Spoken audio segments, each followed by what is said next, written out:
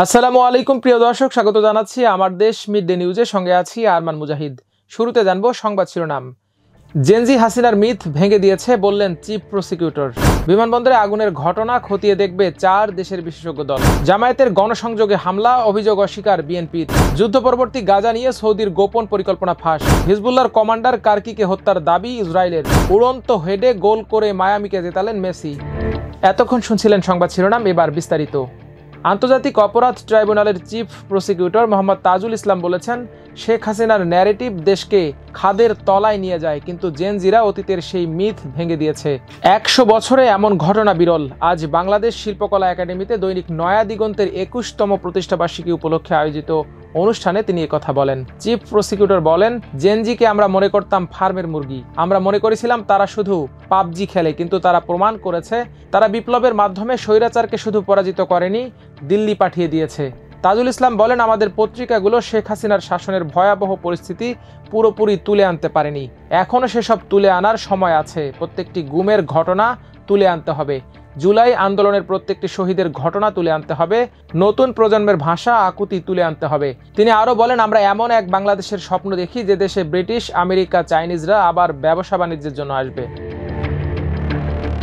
এদিকে হযরত শাহজালাল আন্তর্জাতিক বিমানবন্দরের কার্গো ভিলেজে ভয়াবহ আগুনের ঘটনায় কোনো অব্যবস্থাপনা ছিল কিনা খতিয়ে দেখতে ইংল্যান্ড, অস্ট্রেলিয়া, চীন ও তুরস্কের বিশেষজ্ঞদের নিয়ে তদন্তের উদ্যোগ নেওয়া হয়েছে বলে জানিয়েছেন স্বরাষ্ট্র উপদেষ্টা জাহাঙ্গীর আলম। সকালে শাহজালাল আন্তর্জাতিক বিমানবন্দরের সাম্প্রতিক অগ্নিকাণ্ডে ক্ষতিগ্রস্ত কার্গো ভিলেজ ও ই গেট পরিদর্শন শেষে সংবাদ সম্মেলনে তিনি সব কথা বলেন। উপদেষ্টা বলেন, আমি মনে করি বিমানবন্দরের আগুন একটি দুর্ঘটনা। বিমানবন্দরের 4টি ইউনিট দ্রুত আগুন নেভানোর চেষ্টা করে। তিনি বলেন, দাহ্য পদার্থ বেশি হওয়ার কারণে আগুন দ্রুত ছড়িয়ে পড়ে, ফলে নিয়ন্ত্রণে আনতেও সময় লাগে। এই 4 দেশের বিশেষজ্ঞদের আনতে চাচ্ছি যাতে তারা ইনভেস্টিগেশন করে আগুন লাগার কারণ এবং কে দায়ী সেটা যেন বের করে আনতে পারে। এদিকে শিবিরের সাবেক কেন্দ্রীয় সভাপতি ও শেরপুর 1 সদর আসনে বাংলাদেশ জামায়াত ইসলামীর সংসদ সদস্য প্রার্থী হাফেজ রাশেদুল ইসলামের গণসংযোগে হামলার অভিযোগ উঠেছে স্থানীয় বিএনপির নেতাকর্মীদের বিরুদ্ধে। শুক্রবার দুপুরে সদর উপজেলার চর পক্ষিমারি ইউনিয়নের ডাকপাড়া গ্রামে এই হামলার ঘটনা ঘটে। এতে জেলা ছাত্র শিবিরের সাবেক সভাপতি সহ জামায়াতের অন্তত 20 জন নেতাকর্মী আহত হয়েছেন। আহতদের মধ্যে 2 জনের অবস্থা গুরুতর হওয়ায় তাদের জেলা সদর হাসপাতালে ভর্তি করা হয়েছে। এই ঘটনার জেরে শুক্রবার রাতে শহর জুড়ে জামায়াত ও বিএনপি পাল্টাপাল্টি বিক্ষোভ ও প্রতিবাদ মিছিল করে। জামায়াত নেতাদের অভিযোগ, শুক্রবার জুমার নামাজের পর শেরপুর 1 আসনের মনোনীত প্রার্থী হাফেজ রাশেদুল ইসলাম ডাকপাড়া গ্রামে গণসংযোগে বের হলে স্থানীয় বিএনপির নেতাকর্মীরা তাতে বাধা দেন। এ সময় 2 পক্ষের মধ্যে প্রথমে বাক বিতণ্ডা হয় এবং পরে বিএনপির সমর্থকেরা জামায়াত নেতাকর্মীদের ওপর হামলা করে। এ সময় জেলা ছাত্র শিবিরের সাবেক সভাপতি শফিউল ইসলাম স্বপন সহ অন্তত 20 জন আহত হন। অন্যদিকে জামায়াতের এসব অভিযোগ ভিত্তিহীন ও উদ্দেশ্য প্রণোদিত দাবি করে শুক্রবার রাতে শেরপুর প্রেস ক্লাবে সংবাদ সম্মেলন করে জেলা বিএনপি। এদিকে ফিলিস্তিনের গাজায় যুদ্ধ পরবর্তী সময়ে নেতৃত্ব দিতে চায় সৌদি আরব। হামাসকে নিরস্ত্র ও প্রভাবহীন করার পাশাপাশি ফিলিস্তিন কর্তৃপক্ষকে আর্থিক ও লজিস্টিক সহায়তা দিয়ে পুনরায় শক্তিশালী করতে চায় রিয়াদ। সৌদি পররাষ্ট্র মন্ত্রণালয়ের এক গোপন প্রতিবেদনের বরাতে এ তথ্য জানিয়েছে মিডল ইস্ট আই। প্রতিবেদন অনুযায়ী সৌদি আরব গাজায় একটি আন্তর্জাতিক শান্তিরক্ষী বাহিনী মোতায়েনের উদ্যোগকে সমর্থন করবে। এমন একটি বাহিনীতে সৌদি আরব সহ অন্যান্য আরব ও মুসলিম সংখ্যাগরিষ্ঠ দেশ অংশ নিতে পারে।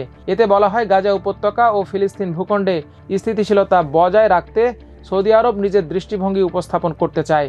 এটি বাস্তবায়নের অংশ হিসেবে গাজার শাসন ব্যবস্থায় হামাসের ভূমিকা কমানো এবং ফিলিস্তিনি কর্তৃপক্ষকে এমনভাবে সংস্কার করা হবে যাতে 1967 সালের সীমানার ভিত্তিতে জেরুজালেমকে রাজধানী করে একটি স্বাধীন ও সার্বভৌম ফিলিস্তিনি রাষ্ট্র গঠনের জন আকাঙ্ক্ষা পূরণ হয়। সৌদি আরব মনে করে হামাস শান্তি প্রচেষ্টাকে বাধাগ্রস্ত করছে এবং বিভাজনকে আরও গভীর করছে, তাই গোষ্ঠীটির প্রভাব কমানো জরুরি।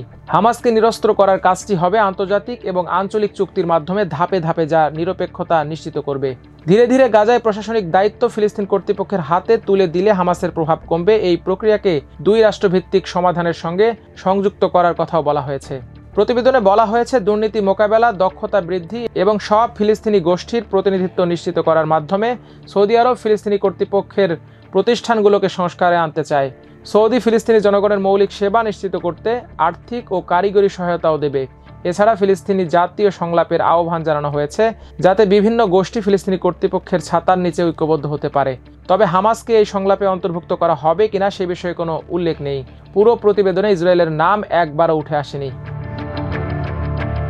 এদিকে দক্ষিণ লেবাননে ড্রোন হামলা চালিয়ে দেশটির শক্তিশালী সশস্ত্র গোষ্ঠী হিজবুল্লাহর দক্ষিণ ফ্রন্ট সদর দপ্তরের লজিস্টিক প্রধান কমান্ডার আব্বাস হাসান কার্কিকে হত্যার দাবি করেছে ইসরায়েলি বাহিনী। শুক্রবার এক বিবৃতিতে ইসরায়েলি প্রতিরক্ষা বাহিনী আইডিএফ এই তথ্য নিশ্চিত করেছে।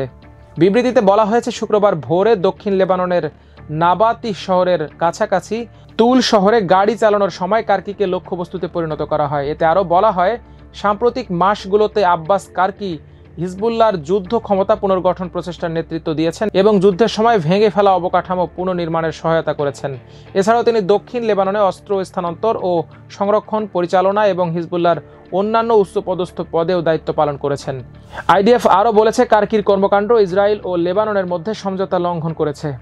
এদিকে লেবাননের জনস্বাস্থ্য মন্ত্রণালয় দক্ষিণ লেবাননের তুল শহরে একটি গাড়ি লক্ষ্য করে ইসরায়েলি ড্রোন হামলায় 2 জন নিহত এবং 2 জন আহত হয়েছে বলে নিশ্চিত করেছে। তবে হামলায় হিজবুল্লাহ কমান্ডার নিহত হওয়ার ইসরায়েলি দাবির বিষয়ে কোনো মন্তব্য করা হয়নি। মূলত 2023 সালের 8 অক্টোবর লেবাননে ব্যাপক আক্রমণ করে ইসরায়েল, যা 2024 সালের সেপ্টেম্বরে পূর্ণাঙ্গ যুদ্ধে রূপ নেয়। সরকারি তথ্য অনুসারে এই সংঘাতে কমপক্ষে 4,000 মানুষ নিহত, 17,000-এর বেশি মানুষ আহত এবং প্রায় 14 লাখ লেবানিজ বাস্তুচ্যুত হয়েছে। যুক্তরাষ্ট্রের মধ্যস্থতায় 2024 সালের নভেম্বরে দুপক্ষ যুদ্ধবিরতিতে রাজি হয়। যুদ্ধবিরতির শর্ত অনুসারে চলতি বছরের জানুয়ারির মধ্যে দক্ষিণ লেবানন থেকে ইসরায়েলি বাহিনী সম্পূর্ণরূপে প্রত্যাহার করার কথা ছিল। চলতি বছরের জানুয়ারির মধ্যে দক্ষিণ লেবানন থেকে ইসরায়েলি বাহিনী সম্পূর্ণরূপে প্রত্যাহারের কথা ছিল, কিন্তু এখন পর্যন্ত কেবল আংশিকভাবে সেনা প্রত্যাহার করেছে এবং 5টি সীমান্ত চৌকিতে সামরিক উপস্থিতি বজায় রেখেছে। একই সঙ্গে দক্ষিণ লেবাননে প্রায় প্রতিদিনই আক্রমণ চালিয়ে আসছে ইসরায়েলি বাহিনী। এদিকে মেসির উড়ন্ত হেড সহ জোড়া গোলে আজ ন্যাশভিলে এসসিকে 3-1 ব্যবধানে হারিয়েছে মায়ামি। মাত্র একদিন আগে মায়ামির সঙ্গে নতুন করে 3 বছরের চুক্তি করেছেন আর্জেন্টাইন তারকা। এর আগেই MLS-এর নিয়মিত মৌসুমে সর্বোচ্চ 29 গোল করে তিনি যে গোল্ডেন বুট পাচ্ছেন তা নিশ্চিত হয়ে যায়। আজ MLS প্লে অফ ম্যাচের আগে লিগের কমিশনার ডন বার্গার পুরস্কারটি মেসির হাতে তুলে দেন।